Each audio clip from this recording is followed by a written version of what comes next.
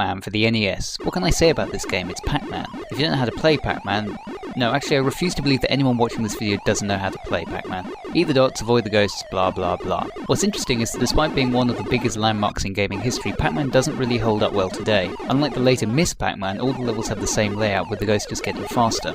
The NES version available on the Virtual Console is particularly underwhelming. It doesn't look that good, and doesn't even save your high score, so what's really the point? The controls feel a bit imprecise, which in a game like this is pretty much a killer. So my advice is to not buy this game. I have no idea why I did. If you fancy some Pac-Man type gameplay, Miss Pac-Man is definitely the way to go.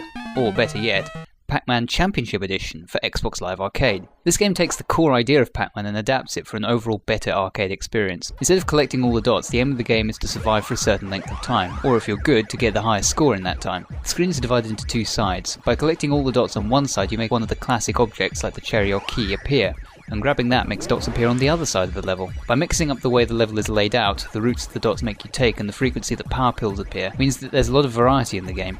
Something I really like is the way you earn extra lives as you score points, which fits the survival aspect perfectly. If you're like me and aren't all that great at avoiding the ghosts, you start to adopt a more forgiving version of the defender technique of earning lives at a faster rate than you lose them.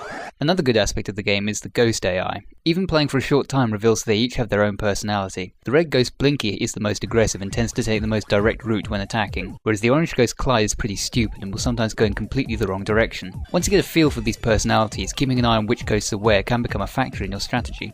To keep you playing, the game provides several different challenge and extra modes which are played on special stages which force you to play in different ways. Examples include Extra Mode 1, which moves extremely fast and has escape tunnels everywhere, and Challenge Mode 2, in which the maze is completely dark save from the light from the dots and the ghosts, which makes things harder as you progress and eat away your only way of navigating. On top of all this, the game looks and sounds very impressive. The use of neon lighting effects coupled with the classic black background and pixel characters is great, and I really like how the sounds of the old game have been pushed into the background in favour of new effects, which do a very good job of evoking the feel of an old arcade game, plus the pumping techno soundtrack which injects a sense of urgency into the game. So, is Pac-Man Championship Edition worth 800 Microsoft points? Yes, it is. It's a really well designed arcade game that perfectly blends classic and modern gaming ideas into a package that I believe will stand the test of time far better than its predecessor.